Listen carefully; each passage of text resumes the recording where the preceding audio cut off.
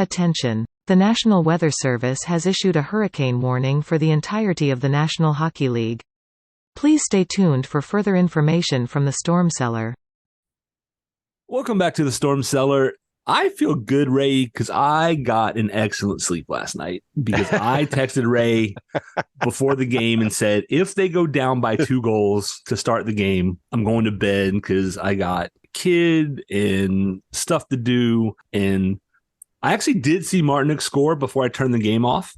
Right. But as a man of my word, Ray, I told you if we went down 2-0, I was turning it off. Yeah. And so I'm glad I got to see Martinick score his first of the year. Happy to have, Marty get that one, But hey, I told you I was going to bed. and normally I am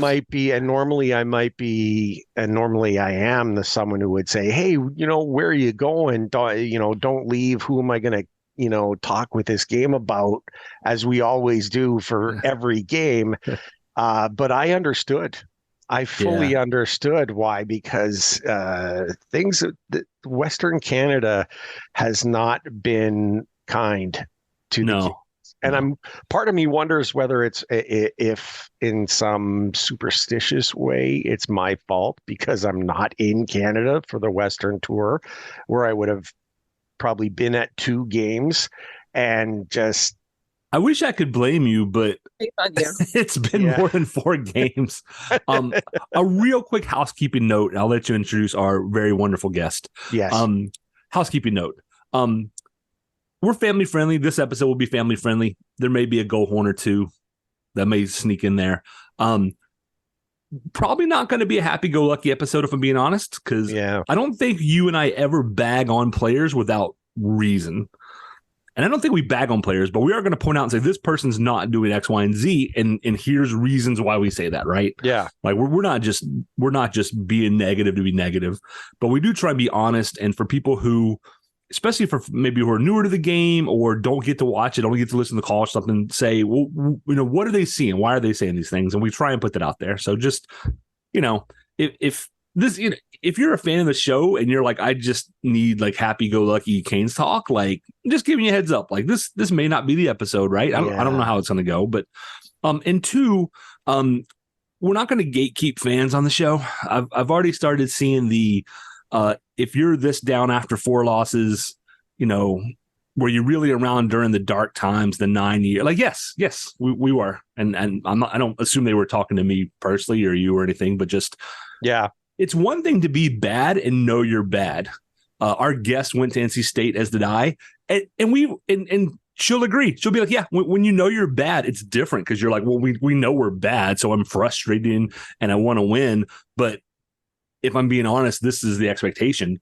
And that is very, very different than coming into the league for the season with a top 5 team on paper.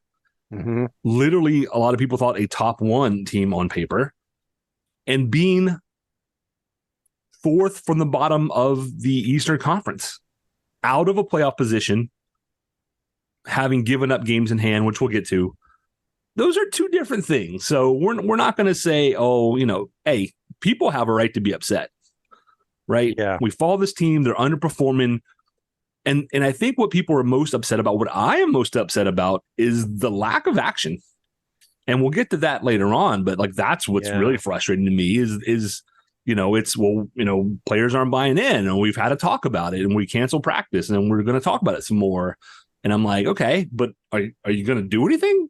Yeah. So anyway, on that joyous note, well, just let me just quickly add this. It might sound like we're the 2 old curmudgeons from the Muppets, Statler and Waldorf. Yeah, well, yeah. I'm okay with that because they were my favorite. They were my favorite. They were my favorite too. It might sound like we're that, but we're really, and I look at us more like the canaries in the coal mine.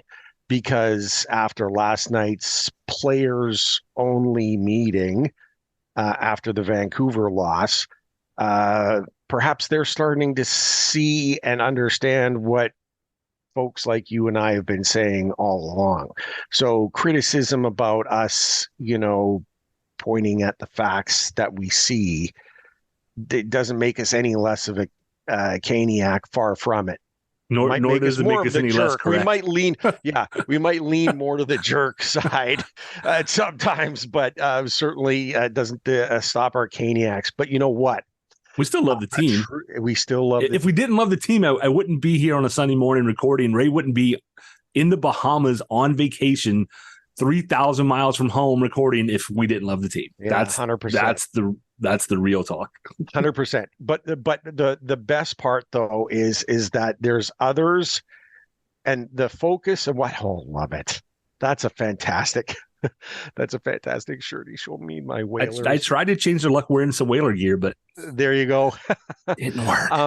Yeah, we might be the curmudgeons, but we brought a very happy face to join us. And you've heard her voice a couple of times. It's no time like the present to introduce her. Joining us in the storm cellar is one Erin Hatfield. Erin, thank you so much for taking the time and the chance to sit in with the curmudgeons. And to be brave this week especially. Yeah, no question. We're very, very excited to have you here. Well, thank you for having me, and good morning. Good morning. So look, the way the storm cellar goes, we always like to focus on the fans. They are the fuel to the fire for the team. And it's a unique perspective that you have. Of course, we had a chance to talk, but you've got some great perspectives that really we want to highlight. But first, we need to find out things like, how did you become a Caniac? Where did you start your whole love of the game? We want you to just kind of give us your background, bring us to today, favorite players, the whole story. We want to focus on you. We're going to shine the spotlight. Erin, tell us all about it. Great. Well, I grew up in the Hampton Roads area. So from a hockey perspective, I grew up watching the Hampton Roads. They were the Hampton Roads Admirals at the time, now the Norfolk Admirals, who we are affiliated with, which I was thrilled about. And I've been a lifelong sports fanatic. If it had a ball or anything round associated with it, it was on our TV in my household. So I could not avoid it. And hockey was never like a big sport in our house. But like I said, started going to some hockey games when I was younger, and I was like, hold up, this has like the hit factor from the NFL, but it is faster and it's on ice. Sign me up. Mm-hmm. So that is where I fell in love with hockey.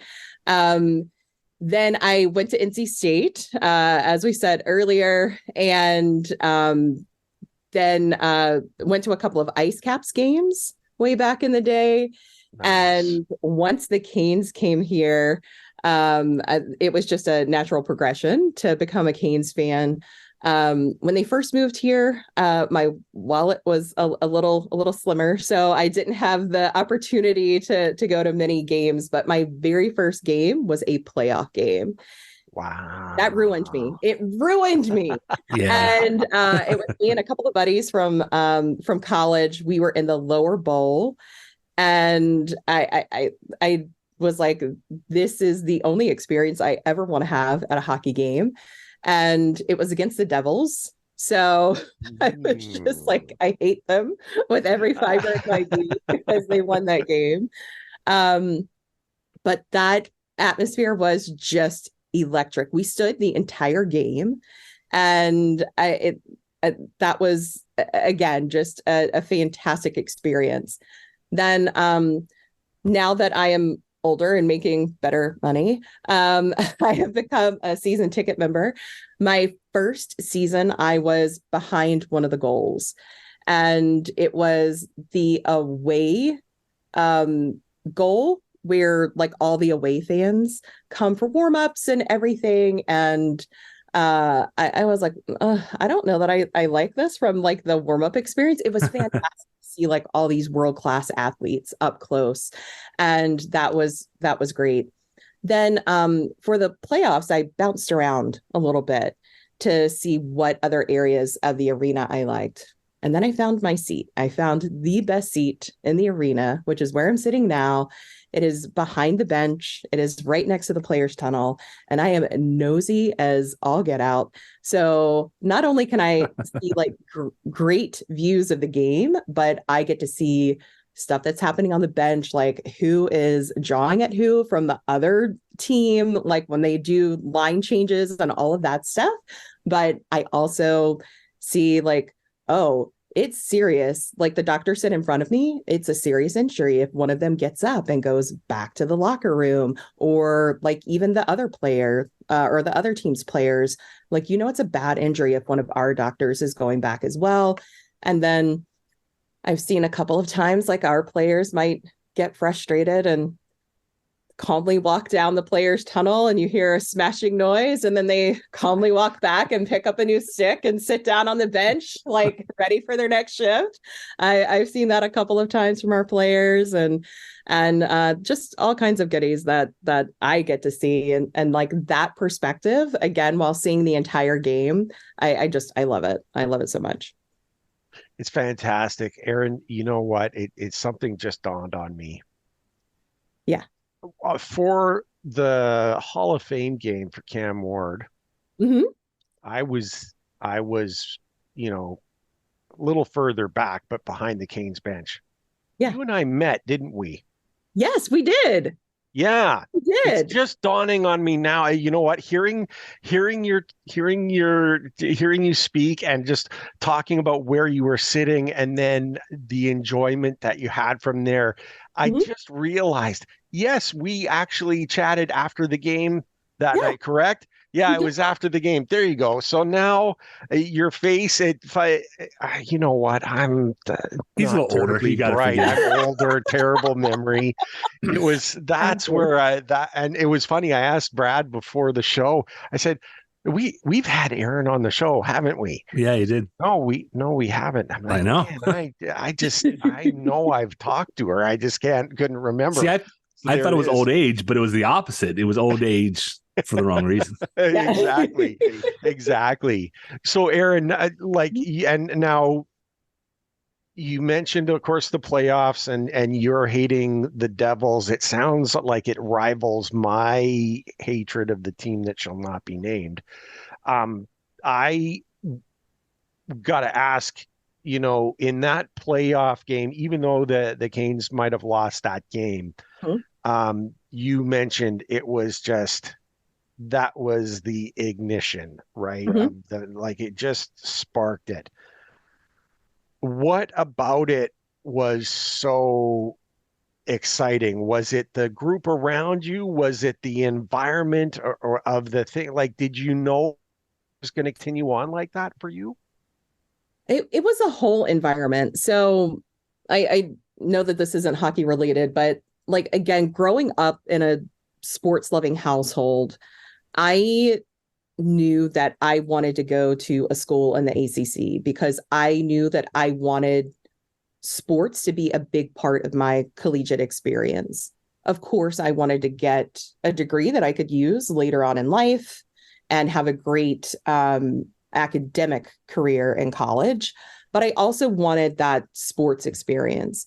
So having that carry over into, again, a professional, like social experience as part of the team that I'm rooting for hockey, and just everyone around you is just losing their mind like for like an hour, and it like that whole atmosphere, I loved it. The people I was with, great people, great friends, but it was just the entire atmosphere. It was the game experience, all of it. And like the game experience is something that I've been to quite a few away arenas as well. I also make note of when I travel to the other arenas too, just how engaged the fans are, how the other hockey clubs like make sure to involve the fans and everything in the game day experience. And that's something that also intrigues me. And I feel like again, having that playoff experience is like your first experience that totally does ruin you. Um, but again, just that whole community, for lack of a better word, just like everybody's there and just having everybody was just losing their minds. Yeah. And to have that carry over collectively through the years has been really fun to be part of and to watch. That barn is electric. And I'm just, there's something about it. It's so much fun. Which player jumped off the ice for you? Was there a player that like during that game, there's some that just kind of steal your attention? Not during that game, no. It was back in the early 2000s, and I don't remember. A lot of the players like on our roster or on New Jersey's roster either. Yeah. So talk about a bad memory. No, you know what? That's fine. And it's actually understandable too. Like sometimes it's the whole environment. You can be overwhelmed by so much. It's a sensory overload. Yes. You know what I mean? Oh, like I can totally imagine that. Do you have a favorite player from the time that, I mean, you're a season ticket holder? Do you have an all-time favorite? Is it different than your favorite now, maybe? Like, what are we looking at? Yeah, so my first year as a season ticket member, the Meet the King, I had a half season because I was like, I don't know if I'm going to be into this. Yeah. I have a single ticket. We'll see how this goes. I ended up buying tickets to all but 2 games. Wow. So nice. I might as well have just gotten a full season to begin with. Sure. So the season ticket member, like Meet the Canes night, I wanted, like, Justin Falk was my guy. I was like, I want to meet him. That was the night he got traded. Oh, that's brutal. Oh my gosh. Like, go on his table. His sign is ripped off the table. Everything. And like Don Waddell's walking around. Like, I met him and was like, hey, what's up? What's going on, GW? And he was working his magic. But then we got Joel Edmondson out of it. I fell in love with him. I know he didn't play like all the games and everything, but fell in love with him this season prior at St. Louis. Like that whole team, just they were fantastic. Like that whole, like, basically Cinderella run that they had for the cup and everything. And I was thrilled to get him, loved his fire and all of that. So I got his jersey, and of course he left. And then, to Montreal. I know. Team that shall not be named. I know. Ugly. Then, Nino, like the jersey I'm wearing now is Nino. He was so sweet and kind and generous, like off the ice. And then seeing him on the ice, I wanted him mic'd up for a game because I was like, every player on the opposing team seems to not be able to stand him. Like, I need to know what he is saying, like what kind of chirps he is giving out, because everybody is just like, oh, he's the worst. And now, like, I was thrilled when we got Freddie because, like, I feel like Toronto really kind of did a disservice to him, like watching that Toronto documentary that they had. Like, both he and Campbell, I feel like, got really scapegoated in that system. Campbell, bless him, now not doing too great, like been sent down. But I love that Freddie, when he was healthy here, has thrived. And I again felt like he really, like, watching that documentary, like how they treated him, where he was like, I'm not ready to come back. And the meeting with Keefe and Dubas, where they were just like, I think he's lying, basically, about, like, is he ready to come back and all of that. And oh my gosh, like, steam was coming out of my ears. And I I and I'm happy now to have Bunting. I want him to do really well here. I hope that he can adjust to our system and thrive. And Svetch, I adore him. I think he's such a hard worker and he's really hard on himself.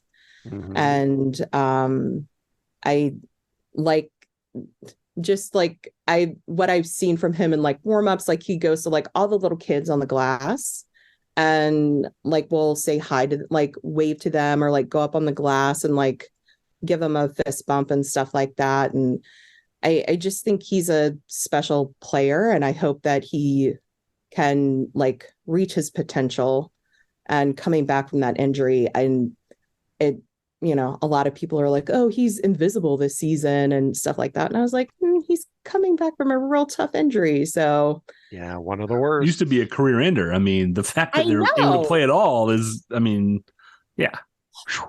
And now he's dealing with probably a rib injury from that really bad cross check. And I was just like, but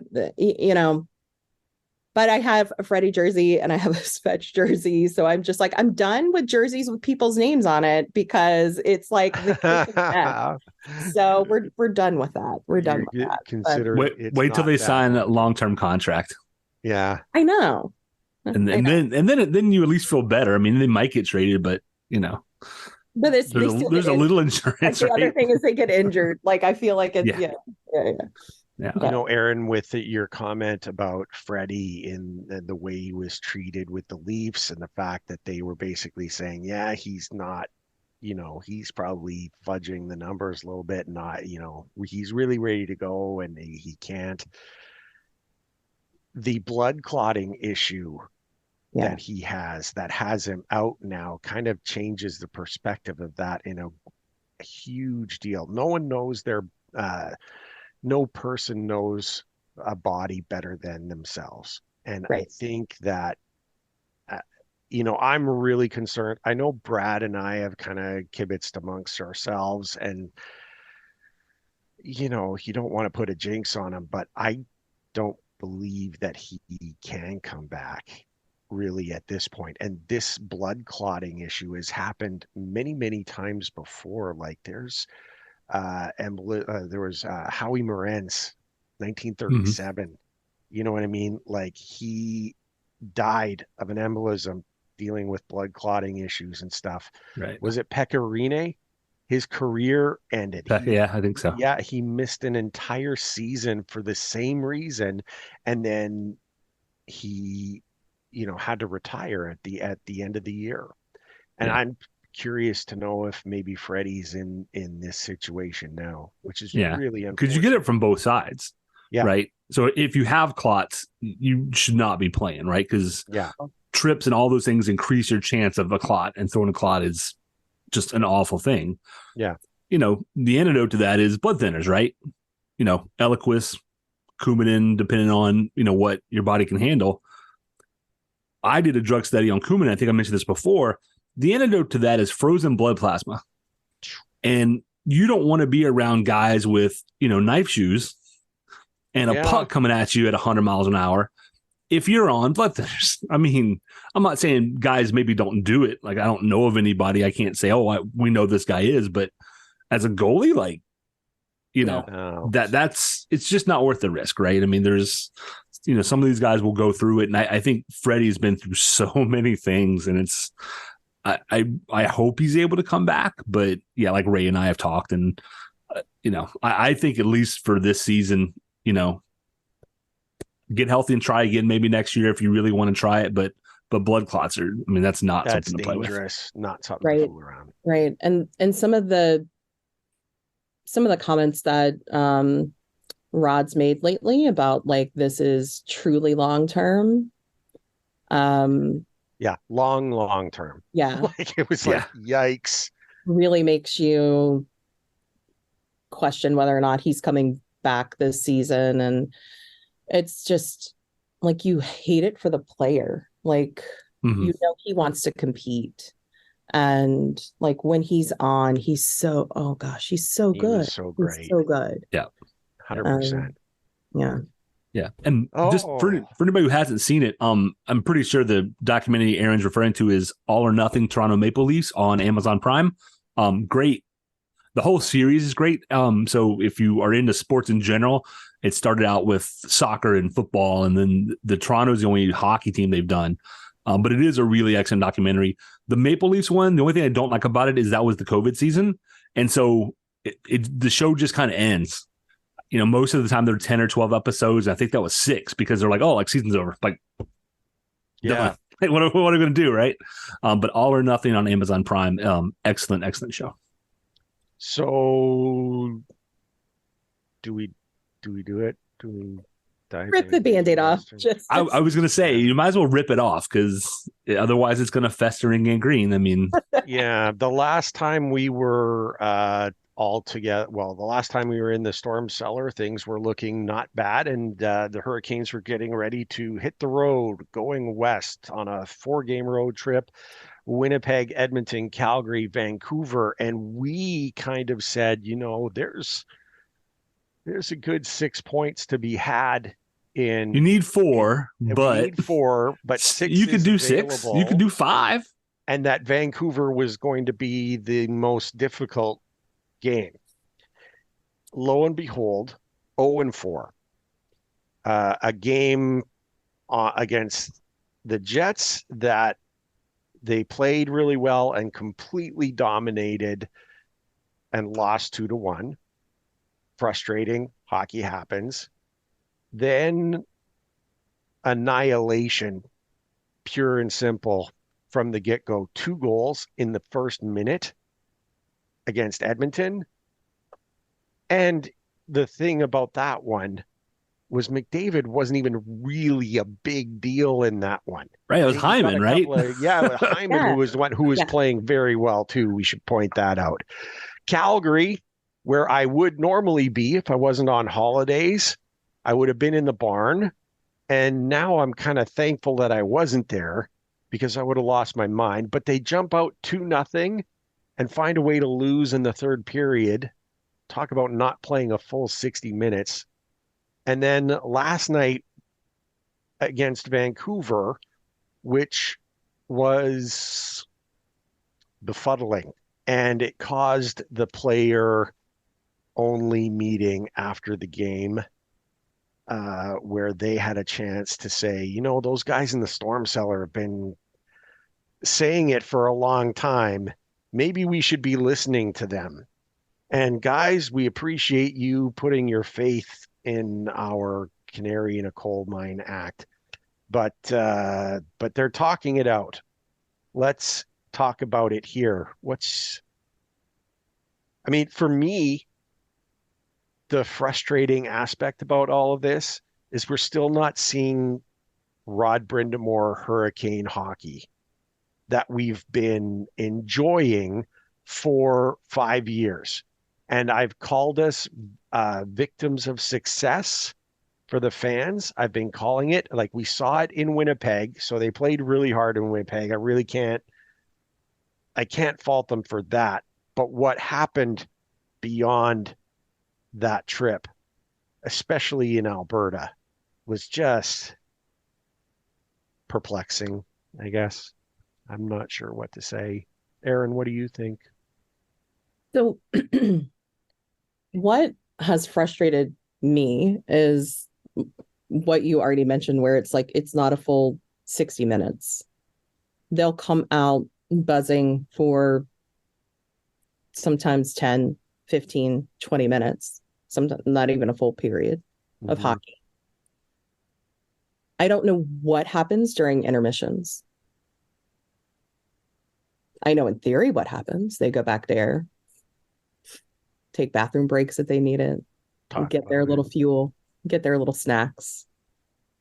But I don't know what that 15, like, I don't know what mentally shuts off, what physically shuts off that doesn't carry over to the next period. And that is what has been frustrating for me as a fan to see, because it's like they had like body doubles come out sometimes. Yeah. And again, like from my perspective on the bench, like there's a handful of players I see like they're still doing their thing. They're still coming out. They're still like everybody has off nights or off days. And I also am trying to approach this from the perspective of no matter what the zeros are on their pay stub, this is a job. I'm going through Lord have mercy, I have had a really rough patch at my job. It has been prolonged this year. It has not been a week, a month, whatever. It's been a minute at my job. And I am trying to approach it from that perspective as well. Like it just seems like no matter what you do, no matter what tweaks you make, no matter what is coming down from leadership, no matter what is like going up the ladder, nothing is working. So again, I am trying to put that lens on it as well.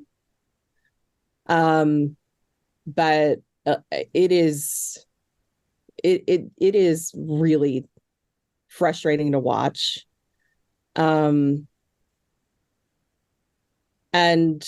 again, from my perspective, I try not to scapegoat one person because team sports are the worst group project in the world. Sure. And my job is a group project. And, you know, there's always somebody who isn't doing their job. There's always going to be somebody who's giving 150% and somebody who is giving 30 or 40%. And you have to find a way to get everybody at 100. And sometimes it works, sometimes it doesn't. Hopefully they can figure it out. And I'm still going to be there in my section 105 seat. Yeah. Cheering for them Yep. and taking my pictures and posting them on social media. But I get the frustration, and I'm not there. There are people I would like to point a finger at, but I can't do that in good conscience right now, because again, it is a team sport, and it is up to everybody. Like if you're one of the ones giving 150%, you have to drag those other people along with you and get them to get off their butts and do what they need to be doing. I think some of the leadership in the locker room might need to change. I will say that. I will go on the record and say that. I have not been too impressed with the captaincy this season. Interesting. You know what? You have such a unique perspective that I really love, because you're taking your own situation, like what you're dealing with at your work, and you're making that comparison. And I can totally see it. And I've got to ask, maybe you can provide us a little insight on this. How hard is it internally when you see and know who is not doing their job? And you might be busting your arse and doing everything you can, and you look over at Jimmy Crack Corn and they're not carrying the weight, right? They're not doing their part, and you see that it's affecting everything. That internal communication, there's got to be a little bit of animosity that grows in that. You know what I mean? If you're seeing someone not doing their part, the animosity is there. Once the animosity works in, it's like it's going down the toilet, right? You know what I mean? How do you, is that fair? First of all, is that fair to say? But second of all, how do you combat that to get the circle going in the other direction? Oh, it absolutely burns my biscuits whenever I see that happening. It, yeah, it makes me crazy. But I also try to frame it where, like this has been, thank goodness for therapists. Yeah. This has been a lot of like introspection where people aren't doing that to out of any ill will toward me. It is not personal. Right. It is not they aren't slacking on their job or not giving their all to say personally. Yeah. It is just sometimes they might be going through something personal. That's the other part of it. They might not be feeling well physically. They might have something going on in their personal lives. People bring their whole selves to work, Sure. no matter what the setting is.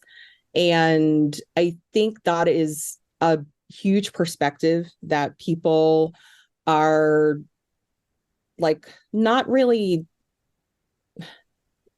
that people forget.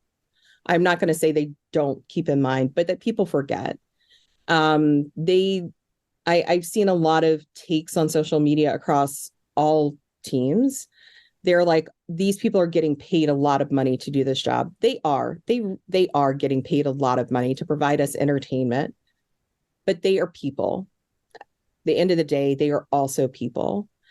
And we don't know what is happening in their personal lives. We don't know what is happening with them mentally.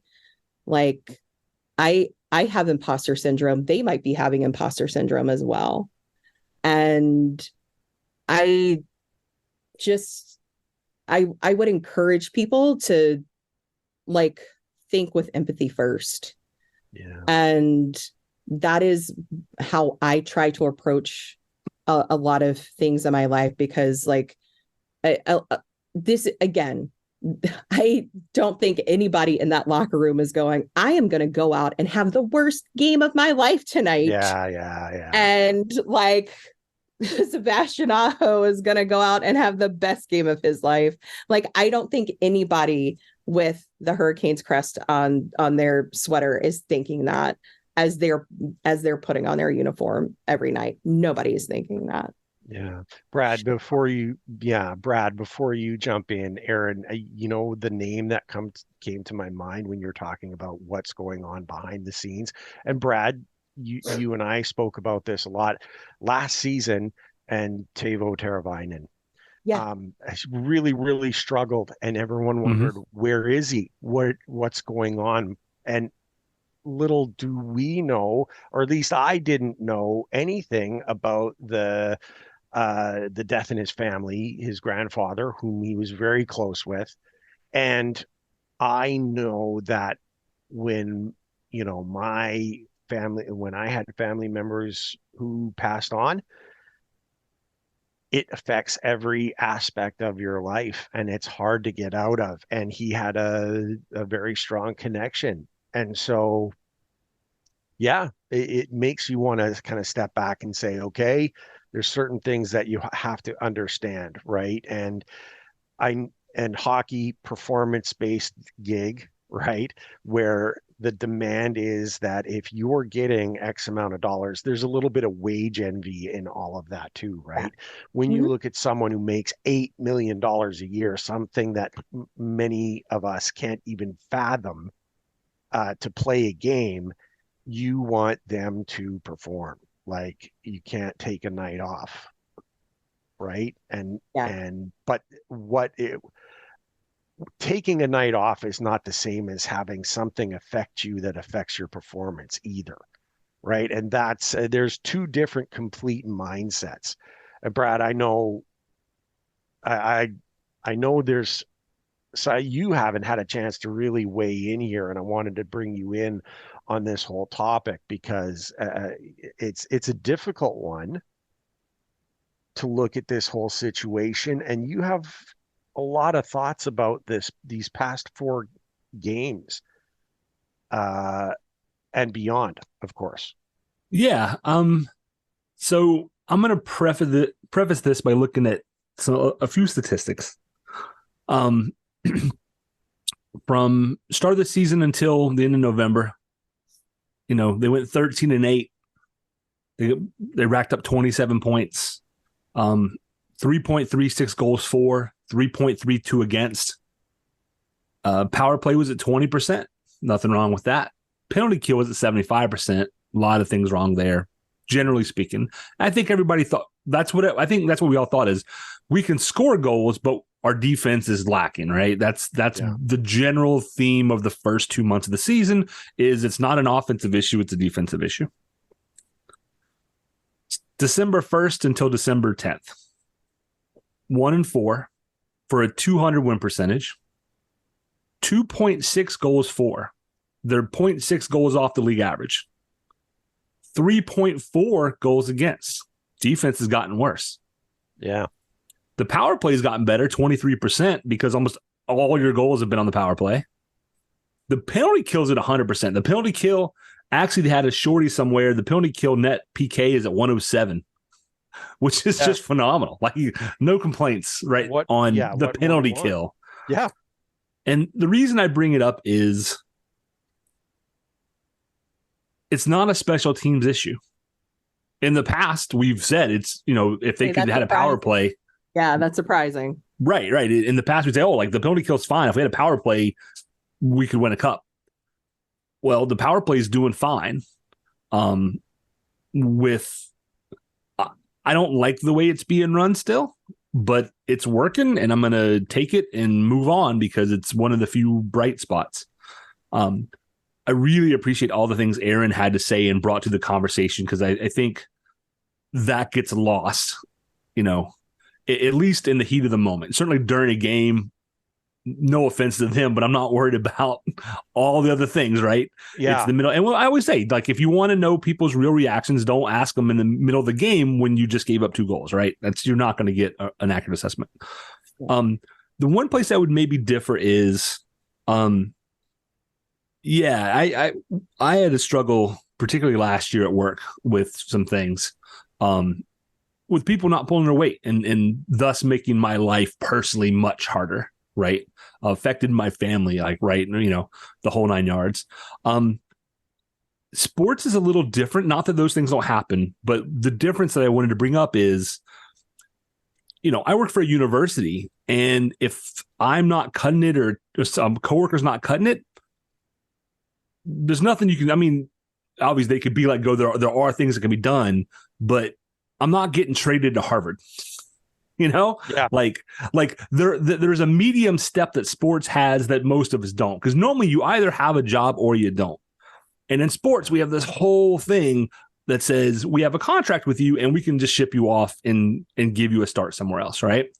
And not that we want to do that with anybody, but the big thing that I'm seeing is Erin is 100% right. It's not like there's a person having a bad night, right? And it's not just the 2 goaltenders who are in, right? This is not all Ront and Kochetkov. Are they playing great? They're not. Is the defense playing in front of them? They are not. Are the forwards playing good in front of them? They are not. And so, although certainly in a case like a Teuvo Teravainen, if you don't have empathy for that, that can't be taught, right? Yeah. But the issues they're having don't feel like this is a 1 or 2 person problem. I don't think this is somebody who's just in their head.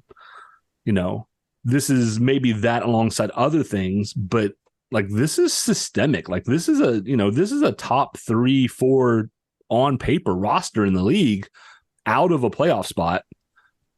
And, to share, just a couple quick quotes, Aho, we're not happy, we're frustrated. The time to show, is now to show it to us what we're capable of.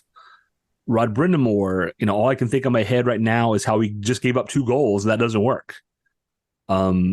what's another one? From our friend Zach, from his Hockey Writers, report or article after the Vancouver game. Rod's, we're not good enough. We got a lot of guys that aren't pulling their weight. And for Rod Brindamore, who is the definitive players coach, we've said before, he's a players guy, not meaning he's soft on the players. Like some normally players coach means the players rule the roost. I don't think that's true here. But when Rod says, quote, a lot of guys, quote, there's, that's it, something is bad. And RB Kaniak and I had a quick exchange this morning about, I had mentioned like, hey, like the time for the players only meeting was like 2 weeks ago. And he brought up a great point, said, hey, this is the first one we're hearing about. It's probably not the first players only meeting.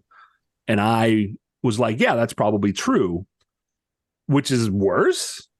Like if you've had 2 or 3 players only meetings and the coach is calling you out and the captain is calling people out and Stefan Nazen, who's like the only player I would give maybe an A grade to right now on the whole team, is calling people out.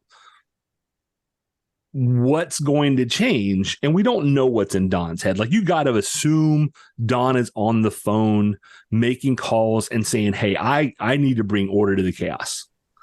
See, I threw in chaos there. Well played. A little joke. Like See, that. I'm trying to keep it lighthearted. Wink, wink. Nudge, nudge. Doing well. But Don is such a we like our team guy that I'm not sold on it. Like we know he's shopping TA. Like that finally has gotten out. Like that's a definitive thing, which even Colin said last week. I'm like, I didn't know that. Like I assumed, but we don't know because Don's not going to tell you. Yeah. I don't know. I need to know. I don't need to know. I would like to know as a fan, what is it? I don't even care who. If somebody came out and said, oh, like we have 4 guys who are problematic because they don't want to put in the effort or something, like I wouldn't even need to know who the guys were. I'd be like, okay, well, like now I know what the problem is, because I don't know, because like Erin said, I don't think any of them are like trying to sandbag the team, but I do see guys that I worry about who either are inconsistent or who feel to be checked out at times. And I don't know the reasons, and maybe they have great valid reasons for it, but you're part of a 23-man roster, right? You can't, if you're given 80% and that's the best you can do for now, I commend you for giving 80%. But if it's dragging everybody else down, like something's got to, something's got to change, right? We can't just let one person bring the team down. It doesn't sound like it's one person though, and that's what worries me, right? We're 31% of the way through the season as of today. I think it was 30.6% of the way through the season. The Hurricanes are in a place where the season is salvageable, for one, right? You got 56 games to go. You can turn it around. The question is, does anybody believe that in or out of the locker room? Does anybody, are the Canes flying home, or actually are they flying to Ottawa? Yeah. Thinking, no, we're going to win this one. We got this one, I mean, even so, the Edmonton game, right? They go down 2-0 to Edmonton in a minute. 2 years ago, I'd have texted Ray and said, it's fine. We're down 2-0. They're going to come back and tie it up, and then we'll see who wins. Like, they may not win, but they're I have no doubt in my mind they're coming back in this game. It's going to be competitive. I don't know how either of you feel, but when they went down 2-0 the other night, I said, good night, Ray. Yeah. It stinks to love somebody and want them to succeed, but not feel confident in their ability, because they can do it. But my fear is, do they know they can do it anymore? Because this has gone beyond, like, Ronta, right, and Kochetkov probably having, being legit kind of off their game mentally, right? Because they got to be feeling the heat. But like, it looks like, just from watching the replays and seeing guys in defensive lapses and things, like that's got to start eating into those guys. To point out a guy who's, I think, still playing pretty well, KK. Yeah. I've seen people starting like KK, like he's not putting up points. He's had a pointless streak. He's not, but that's not his fault because KK is playing defense because the defensemen are pinching and he's having to play defense, which means he's not rolling into the offense. So now he's not scoring, and now he's probably feeling the pressure like, I'm not putting the puck in, when the reality is, well, you're not putting the puck in because you're not being put in a position to put the puck in. Like, that's not a you thing, but now is that, you know what I mean? It snowballs. On that stuff. Like hearing on the broadcast nonstop, like, oh, that was a defensive lapse by basically all the forwards. And I was like, I get that you have to wear many hats. You have to be there to stop pucks. You have to be there to contribute to all the plays. But holy hell, like you can't expect everybody to do everything. And like we have players that play certain positions for a reason. And to expect KK and Jarvis and who were they on last night? They were on somebody last night about a defensive lapse. And I was like, you're forward. You're forward. Like, yeah. Yeah. So Carolina runs a motion offense, which if you don't know what that is, it just means anybody who's on the ice other than the goalie might be trying to score goals, right? I mean, that's the simplified version of motion offense. But you're right, though. If you're going to run a motion offense, then if you're a forward who's not scoring goals, but you're defending well, that has to be okay. Yeah. Right? Because if the defensemen are pinching and Burns and Orlov and those guys are scoring goals and you're covering for them, then your defensive prowess has to be acceptable for you to get a pass on. You're doing your job, right? Because that's your job at that point. And so when I see people starting to go like, KK's the one that jumped out to me. It's like, yeah, he's not scoring goals because he's defending, and Chatfield got a couple of goals and Orlov's had a couple of great chances and all because they were pinching and KK was the top forward and he was pulling back. So we can't have it both ways, right? Either everybody contributes and we need to look at everybody's game as a total. And this is where like the stall line has been getting a lot of heat, right? Because it's like, well, they're not scoring. And that's fine when they're playing exceptional defense and they're shutting down top lines. The problem is now they're not nearly as good defensively as they have been. And that's fine if you're producing, but it's not fine if you're just not as good as you were, And I mean, I'm kind of laughing because I've gotten a lot of the frustration out. Like a lot of that I get out at night.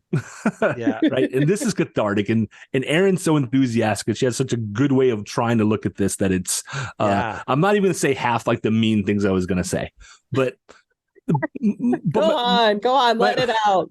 No. Well, I don't know. We'll do an after hours show or something, but sure. The worry, right? The legit concern as a team, the Hurricanes are 5th for a wild card spot. 5th. Yeah. You're behind New Jersey. They have 2 games in hand. You're behind the Capitals. They have 3 games in hand. You're behind the Lightning. You're behind the Red Wings, who have a game in hand. You're behind the Islanders, who have a game in hand. You're behind the Rangers by a ton, who have 2 games in hand. And the concern is not that the Hurricanes can't play better. I have no doubt the Hurricanes are going to, whether it's through trade, whether it's through somebody puts their foot in somebody else's bum, they're going to play better. Okay, I'm not worried about. Here's the concern.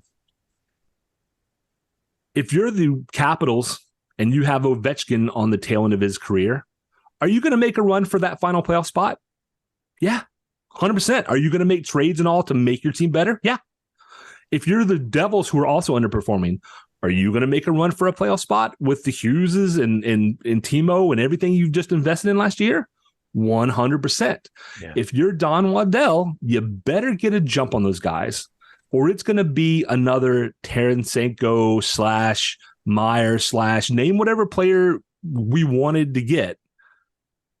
If you're going to get into a bidding war, I don't know that Don's going to pull the trigger. And the guys who are most likely to be traded for the most part, have no movement clauses. Yeah. Some form of no movement or no trade clauses.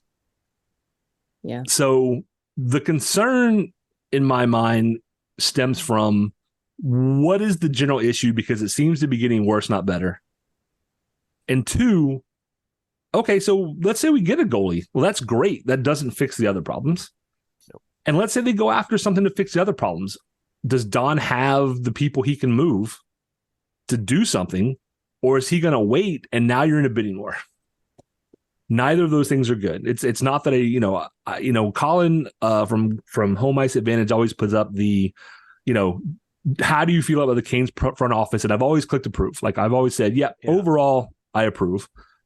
And this is the first time where I'm like, I need to see them treat this seriously now, or I'm going to go to slightly approve, which doesn't sound bad, but for me, that's a pretty big knock on Don Wendell, because he's done a really good job.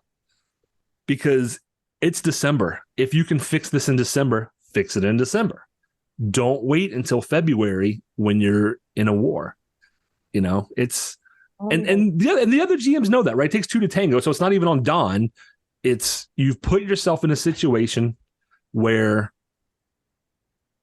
you're going to have to climb and scrap. If this team makes the playoffs, and words I never thought I would say before the season started, it's because they gutted it out. They did a gut check. They came back. They found a way to win, much like this year's NC State football team, who went through 3 quarterbacks and clawed and did everything, and now we're going to the Pop-Tart Bowl. Like, very proud of them. But the expectation was not that they were going to have a 10 or 11 win season, right?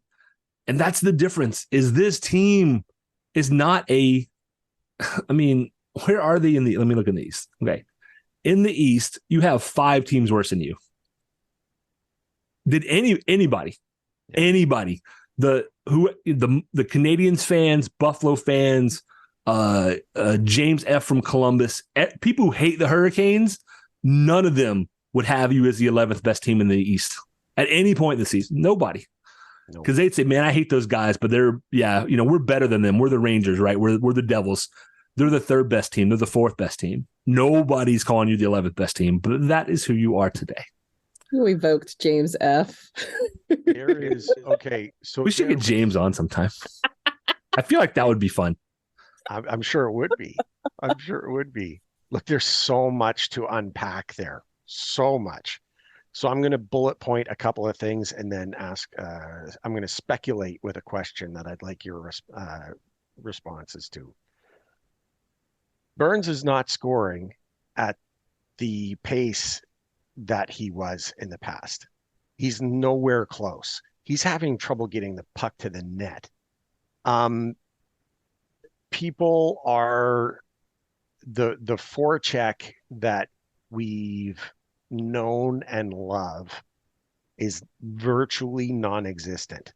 There are times in the game where, yes, one line will go and do their thing, but and they get the pressure that they need. Normally, the 4th line, I want to just say not only Nason, but I think Drury's doing a pretty good job as well. But Nason definitely right now working the hardest. It was alarming to hear Nason after the Calgary game say the same thing that Rod and that Stahl, and there Put a were letter on so his chest. many. Yeah, Tonight. you know what? Everyone, show it on the plane. He was spot on with it, and now you're hearing it from everyone that everyone knows what the problem is. And this brings me, I had more to unpack, but I'm going to abbreviate it. This leads to my question. Did last year's playoff result affect the mindset of some of the players in this season? What I'm suggesting to you is that the Canes for the last 3-4 seasons, just relentless, hard skating, no one waiting for the puck to come to them. They go to the puck. They do so much. And it was exhilarating for me personally to watch, because that's the kind of effort you want to see every night. But what did all of that last year result in the end? What I'm wondering is if some of these players who are not quote unquote buying in, some of them who are players who have played the game the way we expected them to in previous seasons, are they of the belief that they can just turn it on and turn it off like a faucet? That all we need to do now is get into the playoffs. This is a 4-game stint. We lost 4, big deal. You know what I mean? We will be able, in the end, we will be in the playoffs. And once we get our foot in the door, we're going to switch to that style of play that Rod has infused in this team. And then we're going to be able to take it to the finish line. I would feel better about that if they were in a playoff spot and not true. Yeah. Not 4 spots out. The only I'll just one final thing, Brad. The opposite of that means that maybe Rod has lost the room with some of the players. So you would just to think through out loud, if the first thing you said is true and the players are like, hey, we just need to get in the playoffs and turn it on, which we've said a million times, like, get in the playoffs, you never know what happens, right? Yeah. Like I said, that helps when you're actually in contention for a playoff spot.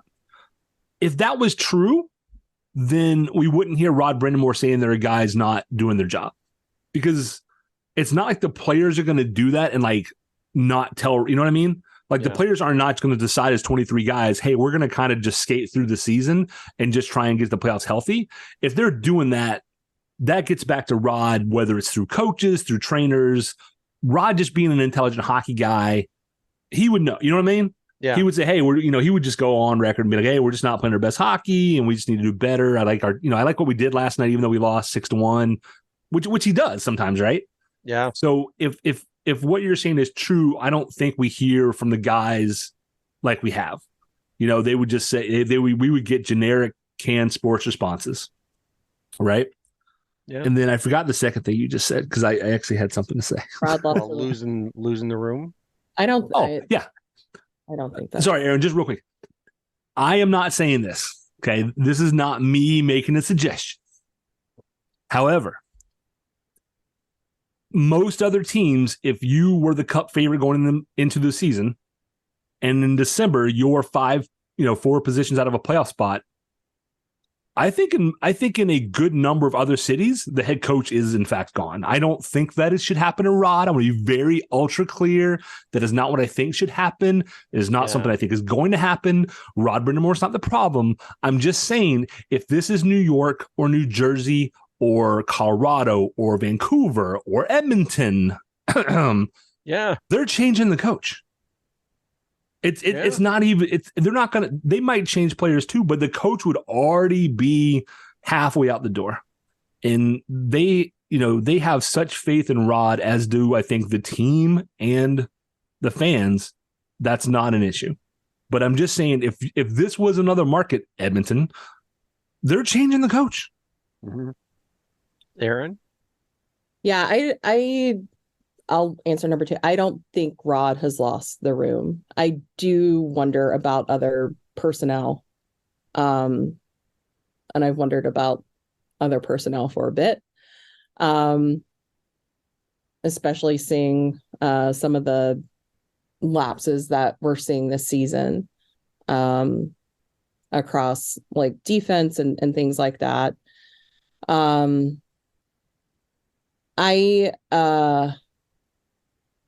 And with Rod being such a, like you said earlier, a player's coach, I think a lot of those players would run through a brick wall for him. I think there are still players who across the league would want to come here and play for him. I just think the money's not there. for our cap situation, number one, and number two, just our GM isn't willing to pay it. Yeah. So I think that's part of it. And that's going to get us into a bad situation when it comes to trades and trying to make our team even stronger.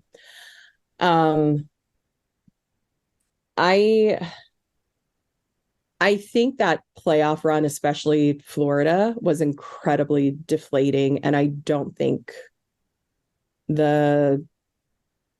know that the team has recovered mentally from it. I don't know that the summer was long enough, and then they had to come right back and get right back into it, especially because there were so few changes made to the team over the summer. One thing that I have been paying attention to, like, there's a lot of talk and speculation about the chemistry in the room. Not that we hear everything. Again, we talked about, like, we haven't heard anything about, like, it doesn't mean like this was the first players only meeting. It doesn't mean that this was the, that there haven't been other conversations or whatever going on. We haven't heard about, like, team bonding. Like, a couple of years ago, I think this was pre-COVID, when they were in Banff, they did the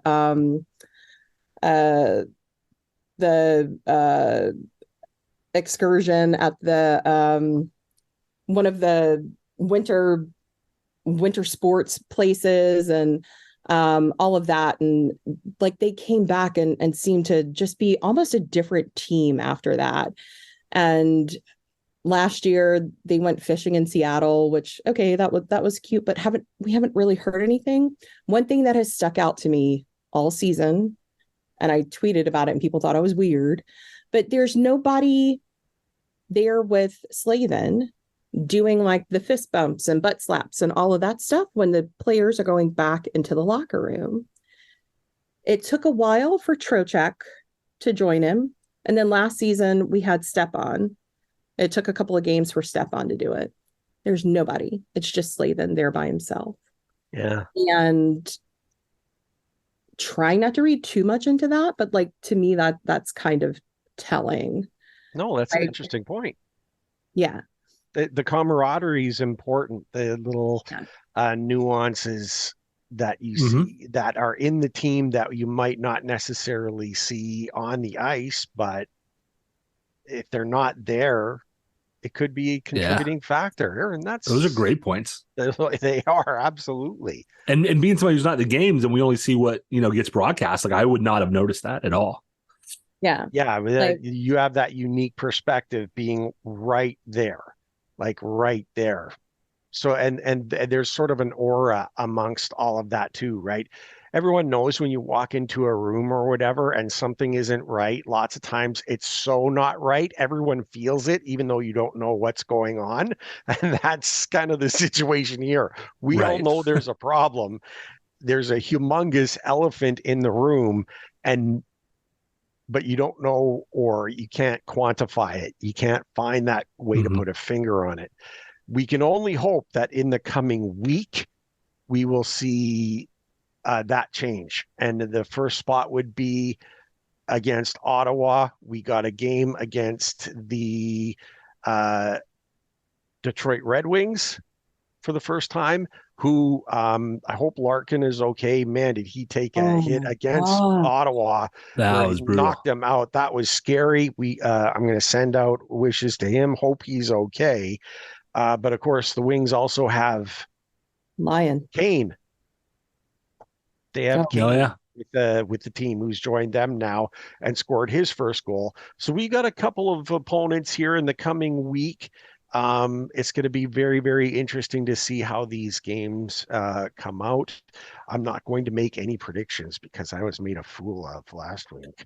I said 6-7 points. I don't know, man, because if anybody would have put the Canes getting 0 points in Western Canada, like on FanDuel or something, you could have paid off your house with that kind of money. I mean, but it's a huge week. Ottawa, Detroit, who you're fighting for a wild card spot with. Yep. Nashville, who you're not, but it's a back-to-back. You better be up for that. Nashville's a tough Better team, be and ready. they always They play the are. Canes well.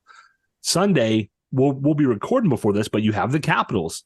Once again, it's a team with games in hand on you, who has as many points as you, for whom you are fighting for a wild card spot. Like it's, I want there to be a movie ending, not a movie ending. I want there to be a movie come to Jesus moment. I'm thinking of like in the movie Major League when Tom Berenger goes to Corbin Burnson's house and his wife is like, oh, like, let me get you some coffee. And she's, I'll be right back. And then, Corbin comes in and he sits down like, hey, what's going on? And Tom like gives it to him, and then leaves. Or Days of Thunder when Tom Cruise goes up to Michael Rooker's character, Rowdy Burns, when he's got the head thing going on and he grabs the bat and he, breaks it over. Was it a pool table or a car or something? He's like, well, fix it right here. Like I want that for the Canes, and then they could be happy. There you go. We can only hope. I'll tell you what, though, Brad, one thing about being happy, I know you and I are, I'll speak for you on this one. We're very, very, very happy that Erin has joined us today. Erin. This was much more pleasant than I expected. Thank you, Erin. Because if it was just me and Ray, this would have had a very different tone. A very different tone indeed. And you've brought a great perspective to us. And I apologize that I didn't remember this a lot sooner, that we actually had met face to face one of the few times. Like, this is unbelievable. But Erin, you've made the Storm Cellar episode fantastic. And we certainly appreciate your time. Great insights. Well, thank you for having me. I really enjoyed it. And we'll definitely have you back. Great. Can you, awesome. So for people who are on the fence, who we've maybe reached out to, are like, I don't know, like, I'm not sure. Can you tell people we're actually not scary at all? Like, oh my gosh, this was awesome. Again, the curmudgeons in the balcony there, no. Statler and Waldorf.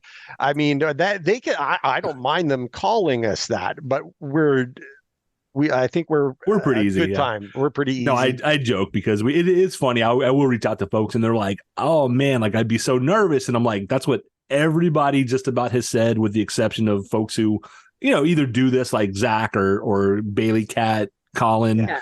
It's like most everybody else is like, oh, I'd be nervous. I'm like, we're just going to talk about hockey, and we're asking you because, we think you have something to contribute. So like, hockey, it's, so. Absolutely. Just if you're listening and we've reached out to you, or you're thinking like, hey, I got something I'd like to say, either I agree with y'all or you're dead wrong, let us know. Like we have plenty of spots open for spring. Peer pressure, do it. Yeah. Where exactly do they do that though, Brad? Because we're open, we're ready to have folks join us in the Storm Cellar, but how do they do so? Easiest way is via Twitter. Probably you can just message us. If we don't follow you, you can just send us an email. But Stormcellar97 on Twitter, Stormcellar97@gmail.com, Facebook.com/Stormcellar97. There's other ones. If you click on the link tree in our Twitter profile, there's like 8 ways to get a hold of us. So it's not hard. You can just tag us in a post and say, hey, I want to be on the show. I want to tell you how terrible your takes are and give a counterpoint, and I'm all for it. We are absolutely all for that. We don't mind being taken to task. We're big boys and we can handle criticism, even though you'll be wrong in criticizing us. No, yeah, true. I mean, I'm at Judge Wapner 10. If you want to hit me up, if for some reason you can't reach Brad, which is impossible, you could always try to hit me up as well, and we'll make the arrangements. If the Canes are down 2-0 in the first minute, I probably went to bed. Yeah, I'm being honest. Steer clear of Brad. It's an 82 game season. I'm going to take that one off. Yeah, and I didn't blame you for 1 second. I tortured myself and watched the whole thing. So what else is there to do in the Bahamas, Ray? What else, right? What else? Erin, again, thank you so much. We've had a great episode. I've loved every aspect of it, but Brad. Oh, how can they get a hold of Erin online? Oh, you know what? Yeah, let's get Erin. Because Erin is the Canes, the Caniacs, rather, resident photographer. So nice. So she's already widely followed. Yeah. Although, have you seen like less engagement with Freddie not being on the bench? No, because like now it's fetch. To somebody, it's somebody else. Yeah. There's always another player. I am Hatfield v. McCoy on And I love Twitter. that, by the way. I absolutely love that. I joined Twitter a million years ago, and I was like, what's something funny that I could do? Yeah, so Beautiful. yeah, good old Family Feuds coming to the rescue. And then I'm E.H. Muttley on Instagram. Awesome. Right on. Check her out because you'll be able to enjoy what we have here in our podcast. And Brad, just one thing left. Please beat Ottawa and Detroit and the Capitals. I mean, and go Canes. Go Canes. Yeah, there we go. Go Canes.